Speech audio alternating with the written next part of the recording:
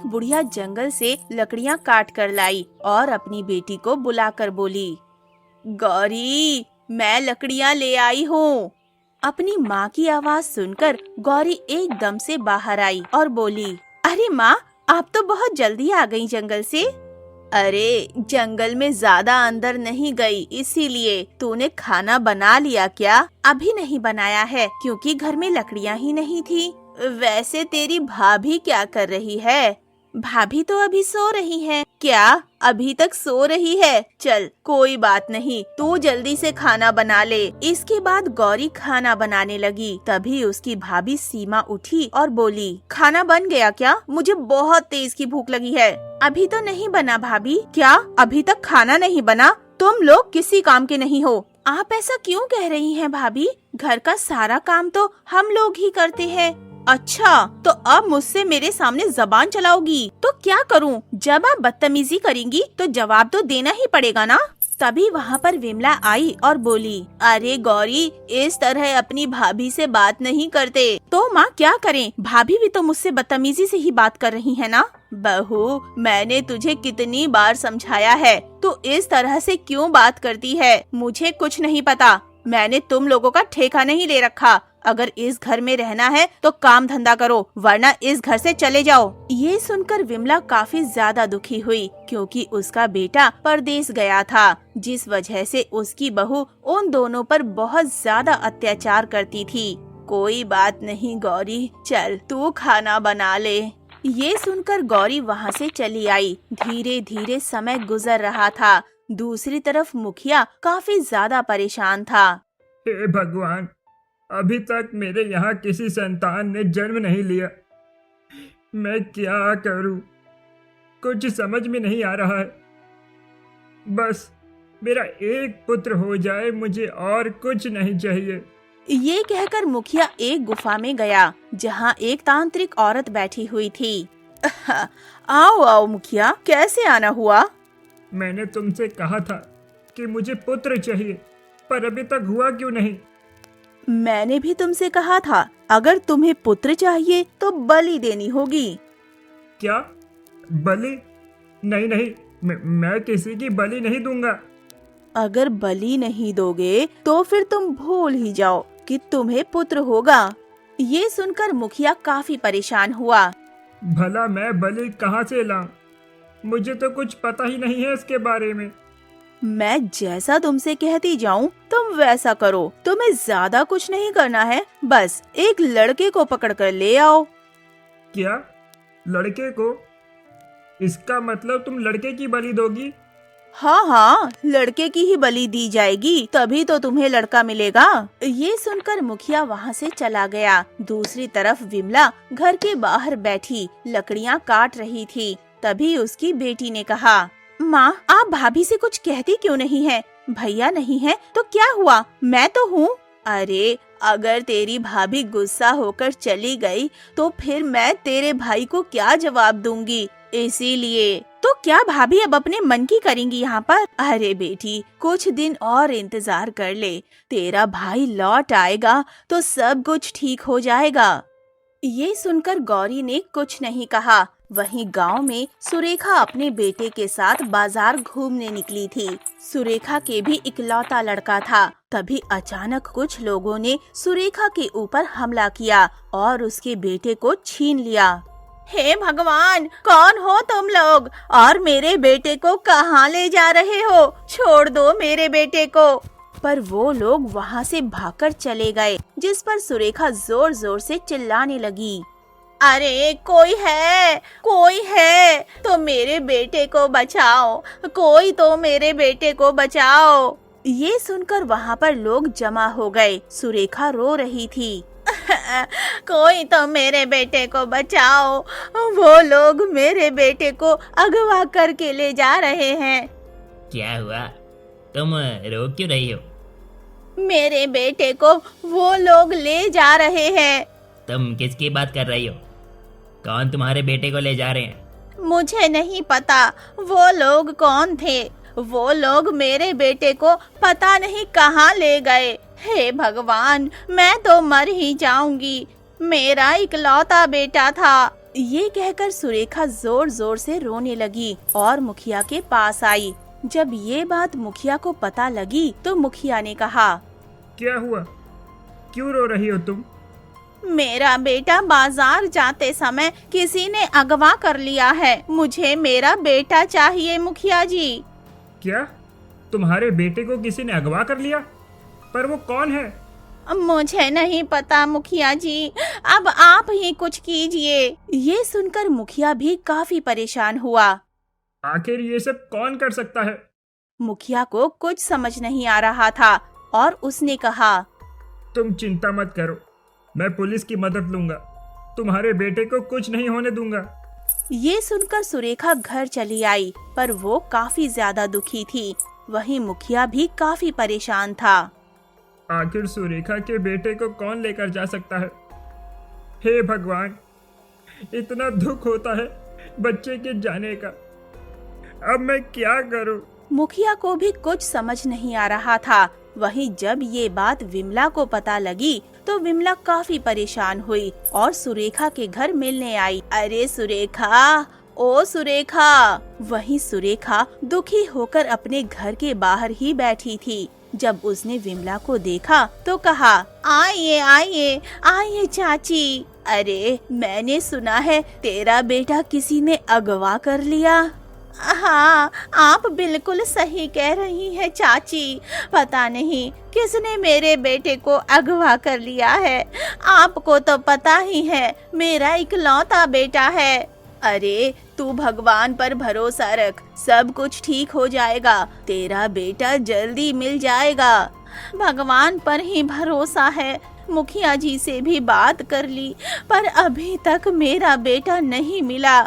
अरे तू परेशान क्यों हो रही है? मुखिया जी जरूर तेरे बेटे को ढूंढ लेंगे। ये बात सुनकर सुरेखा ने कुछ नहीं कहा। समय गुजर रहा था।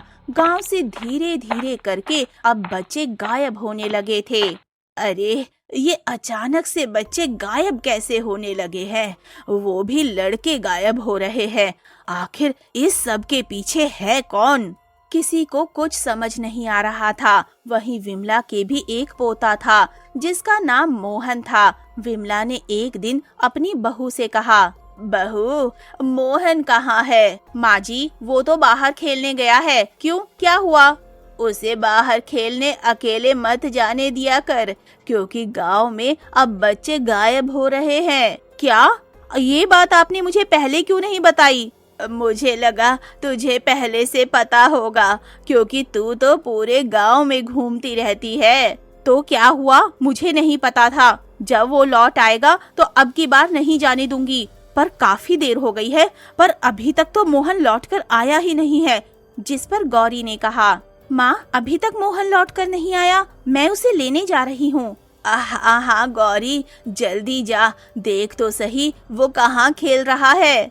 ये सुनकर गौरी मोहन को लेने के लिए चली गई। गांव में आने के बाद उसने कहा, अरे ये मोहन कहाँ चला गया है? यहीं तो खेलने आया करता था। उसने इधर उधर देखा पर उसे मोहन दिखाई नहीं दिया। हे भगवान, ये मोहन कहाँ चला गया है? अब मैं क्या करूँ? गौरी को कुछ समझ नहीं आया और वो घर लौट आई। जिस पर विमला ने कहा, क्या हुआ गौरी, मोहन कहाँ है? माँ मोहन तो मिल ही नहीं रहा है, पता नहीं कहाँ चला गया। ये तू क्या कह रही है? मोहन नहीं मिल रहा? तूने गांव में अच्छी तरह तो देखा था ना?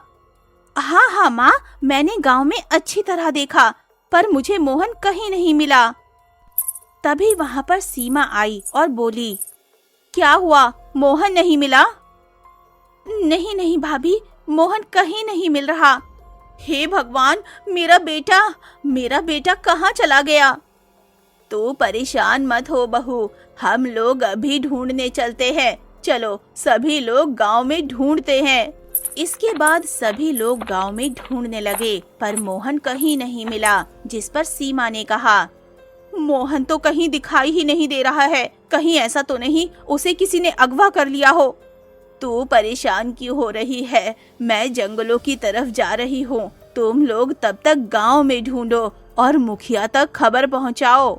ये कहकर विमला जंगलों की तरफ चली गई। वहीं वो लोग गांव में ही ढूंढने लगे और इसके बाद गौरी ने सीमा से कहा, हमें मुखिया के पास चलना चाहिए।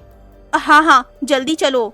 इसके बाद वो लोग मुखिया के पास आए। मुखिया ने जब उन दोनों को देखा तो कहा, क्या हुआ? तुम लोग इतने परेशान क्यों लग रहे हो? क्या हुआ गौरी? मुखिया जी, पता नहीं मोहन कहाँ चला गया है। मोहन मिल ही नहीं रहा। क्या मोहन नहीं मिल रहा? ये तुम क्या कह रही हो? हाँ मुखिया जी, मैं बिल्कुल ठीक कह रही हूँ। मोहन खेलने गया था पर अभी तक लौट कर नहीं आया। जब हम लोग उसे ढूंढने आए तो वो कहीं नहीं मिला। पर ये कैसे हो सकता है? अचानक से बच्चे गायब कहाँ होने लगे हैं? मुझे नहीं पता मुखिया जी, मेरे बच्चे को बचा लीजिए। तुम परेशान मत हो, मैं अपने आदमियों को अभी भेजता हूँ। इसके बाद मुखिया ने अपने आदमियों को भेजा। वहीं गौरी और सीमा काफी ज्यादा परेशान थे। दूसरी तरफ विमला जंगल गई। वहां आने पर उसने कहा, अरे मोहन तो यहाँ भी कहीं नहीं है। हे भगवान, मेरे बच्चे की रक्षा करना, कहाँ चला गया? विमला को कुछ समझ नहीं आ रहा था और वो आगे बढ़ती चली गई। तभी अचानक से उसे मोहन की आवाज सुनाई दी। अरे ये तो मोहन है, ये तो मोहन की आवाज है। तभी अचानक उसे मोहन दिखाई दिया जो एक पेड़ के नीचे बैठा था। उसे देखकर वो वहीं चली गई और मोहन से बोली, अरे मोहन, तू यहाँ क्या कर रहा है? मैं तो यहाँ खेलने आया था। क्या खेलने आया था? पर यहाँ पर खेलने किसके साथ आया था? मुझे कुछ आदमी लेकर आए थे। क्या आदमी लेकर आए थे? पर तू यहाँ कहाँ से आ गया? वो लोग मुझे एक गुफा में ले आए पर मैं वहाँ से भागकर आ गया। ये सुनकर विमला को सारी बात समझ आ गई और उसने कहा, जल्दी से चल वरना वो लोग फिर से आ जाएंगे। इसके बाद विमला जल्दी से मोहन को लेकर घर चली गई। गौरी ने जब देखा तो कहा, माँ, मोहन मिल गया? कहाँ था ये? इसे कुछ आदमी ले गए थे। वो तो अच्छा हुआ मैं सही समय पर जंगल में पहुँच गई। क्या जंगल में मिला मोहन? इसका मतलब जो बच्चे गायब हो रहे हैं वो जंगल में जा रहे हैं। पर जंगल में आखिर बच्चों का हो क्या रहा है? मुझे नहीं पता, पर पता तो करना ही पड़ेगा। क्या हमें इस बारे में मुखिया को बताना चाहिए? हाँ हाँ, हमें तो मुखिया को इस बारे में बताना ही चाहिए। इसके बाद विमला मुखिया के पास आई और बोली, मुखिया जी, मोहन तो मिल गया है। वो हमें जंगल में मिला। क्या जंगल में मिलता था? जंगल में कैसे पहुंच गया?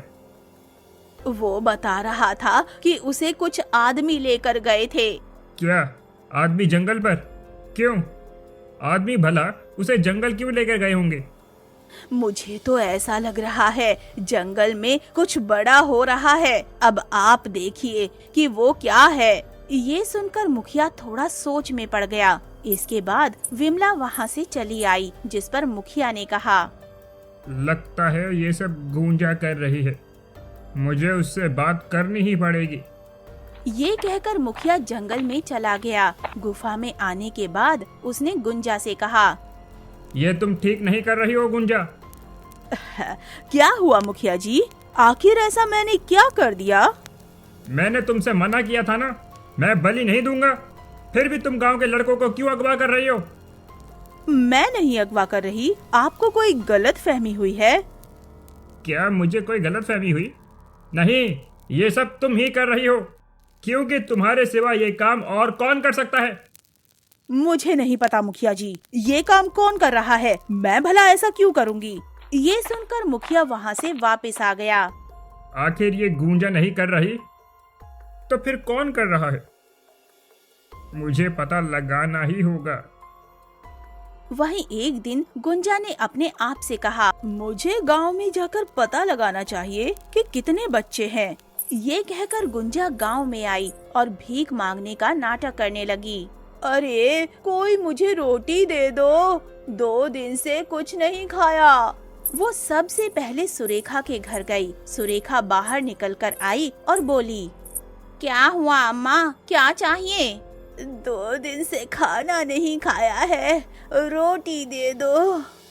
हाँ हाँ, अभी लेकर आ रही हूँ। पर जब उसने सुरेखा को दुखी देखा तो कहा, क्या हुआ बेटी, तो दुखी क्यों लग रही है? मेरा बेटा गायब है, अभी तक नहीं मिला। क्या तेरा बेटा गायब हो गया? चिंता मत कर, तेरा बेटा मिल जाएगा। ये सुनकर सुरेखा ने उसे रोटी दी और वो वहाँ से चली गई। इसके बाद वो विमला के घर आई। उस समय विमला और गौरी घर पर नहीं थे। सीमा अकेली अपने बेटे मोहन के पास बैठी थी। तभी गुंजा ने कहा, अरे कोई रोटी दे दो। हाँ हाँ, अभी लेकर आती हूँ रोटी। ये कहकर सीमा ने उसे रोटी दी, जिस पर गुंजा ने कहा, अरे ये तेरा लड़का लग रहा है। ये मेरा ही लड़का है, आप इसे आशीर्वाद दीजिए। हाँ हाँ, क्यों नहीं, इसकी जिंदगी बहुत आरामदायक रहेगी। ये सुनकर सीमा बहुत खुश हुई और गुंजा वहाँ से चली गई। अगली सुबह सुरेखा का बेटा लौट आया, जिससे सुरेखा काफी खुश हुई। बेटा, तू लौट आया, कहाँ चला गया था तू?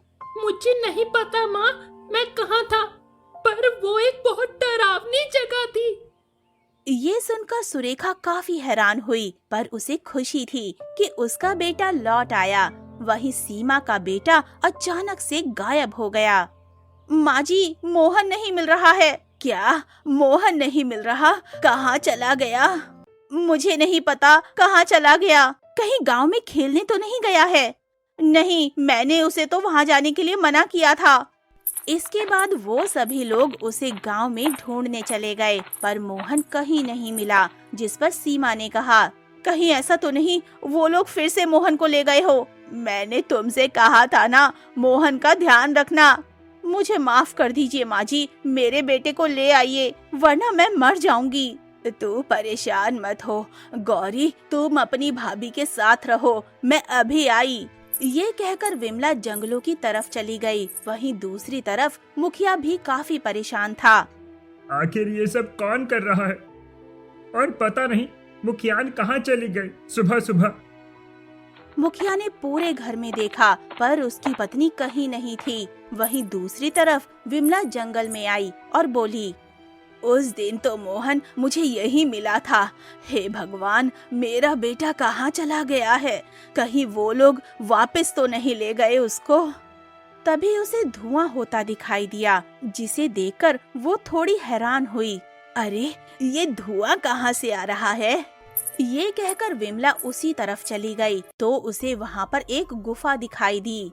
अरे ये तो गुफा लग रही है, पर यहाँ जंगल में गुफा, मुझे इस गुफा के अंदर जाना चाहिए। इसके बाद विमला उस गुफा के अंदर आई तो उसने देखा वहाँ पर एक औरत और सामने मुखियाइन बैठी हुई थी, जहाँ पर हवन हो रहा था। अरे ये हवन किस बात का हो रहा है? और ये तो मुखियाइन है, ये यहाँ क्या कर रही है? तभी मुखियाइन ने गुंजा से कहा, अब तो तुम्हारे पास बलि हो गई है ना, मुझे बस पुत्र चाहिए और कुछ नहीं। हाँ हाँ मुखियाइन, अब तुम्हारा काम हो जाएगा। वैसे मुखिया ने मना कर दिया था, फिर तुम कैसे राजी हो गई? मुझे मुखिया से कोई मतलब नहीं, मुझे बस अपनी संतान से मतलब है। ये सुनकर गुंजा काफी खुश हुई। तभी विमला ने देखा कि एक कोने में बहुत सारे बच्चे थे, जिसमें मोहन भी था। अरे मेरा मोहन, इसका मतलब ये लोग बलि देना चाहते हैं, मैं ऐसा नहीं होने दूंगी। ये कहकर वो उनके सामने आई और बोली, तुम लोग ऐसा नहीं कर सकते। विमला को देखकर वो दोनों बुरी तरह घबरा गईं। तुम यहाँ क्या कर रही हो? मैं अपने नाती को ढूंढने आई थी। इसका मतलब तुम ही हो वो लोग जो बच्चों को अगवा कर रही हो। हाँ हाँ, हम ही हैं, बताओ तुम क्या कर लोगी? गुंजा, इसे बंदी बना लो। हाँ हाँ, अभी मैं बंदी बनाती हूँ। ये कहकर गुंजा विमला को पकड़ने के लिए आगे आई, पर तभी विमला ने वहाँ रखी लकड़ी को उठाया और कहा, मेरे पास मत आना, वरना मुझसे बुरा कोई नहीं होगा। ये कहकर विमला ने बच्चों को आजाद कर दिया और कहा, यहाँ पर जल्दी से मुखिया को लेकर आओ। ये सुनकर सभी बच्चे गांव में भाग गए, जिसे देखकर गुंजा और मुखियाइन काफी परेशान हो गए। वहीं दूसरी तरफ सीमा और गौरी काफी परेशान थे। अभी तक माँ लौटकर क्यों नहीं आई? कहीं ऐसा तो नहीं माँ जी को कुछ हो गया हो। नहीं नहीं भाभी, ऐसा नहीं हो सकता। चलिए हम लोग मुखिया के पास चलते हैं। हाँ हाँ, वही कुछ बताएंगे। मुझे तो बड़ी घबराहट हो रही है। इसके बाद वो दोनों मुखिया के पास आए। वहीं दूसरी तरफ मुखिया ने गुंजा से कहा, अब हम लोग क्या करें? हमें इन्हें मारना होगा, वरना हमारी असलियत सबके सामने आ जाएगी। ये कहकर मुखिया ने विमला को पकड़ लिया और गुंजा ने विमला से कहा, ये तूने अच्छा नहीं किया। हम लोग तो जाएंगे ही, पर तुझे भी छोड़ेंगे नहीं। ये कहकर गुंजा ने विमला पर हमला करना चाहा। तभी वहाँ पर मुखिया और बाकी सभी लोग आ गए, जिन्हें देखकर गुंजा बुरी तरह हैरान हो गई। ये तुम क्या कर रही हो गुंजा? रुक जाओ, वरना हमसे बुरा कोई नहीं होगा। वहीं गौरी ने आकर एकदम से अपनी माँ को बचा लिया, जिस पर मुखिया ने कहा, मुझे तुमसे ऐसी उम्मीद नहीं थी। मुखियान, तुम अपनी संतान के लिए किसी दूसरी की संतान की बलि दोगी? तो मैं क्या करूं? मेरे पास बस एक यही उपाय था। मुझे पता था, पर जब मैंने मना कर दिया तो तुम कैसे राजी हो गई? ये सुनकर मुखियाइन काफी ज्यादा शर्मिंदा हुई। वहीं सीमा काफी ज्यादा खुश थी और उसने विमला से कहा, मुझे माफ कर दीजिए माँ जी, मैंने आपके साथ हमेशा बहुत बुरा व्यवहार किया, पर आपने मेरे बेटे की रक्षा की है। ये तू क्या कह रही है बहू? ये मेरा भी तो बेटा है ना। चलो अब हमें गांव चलना चाहिए। इसके बाद सभी लोग गांव आ गए और मुखिया ने विमला से कहा, तुम्हारा बहुत बहुत धन्यवाद, जो तुमने गांव के बच्चे को बचा लिया। अरे इसमें धन्यवाद की क्या बात है मुखिया जी, ये तो मेरा फर्ज था। आखिर ये सब मेरे भी तो बच्चे हैं ना। ये सुनकर मुखिया काफी ज्यादा खुश हुए और अब सभी लोग गांव में बहुत ज्यादा खुश थे।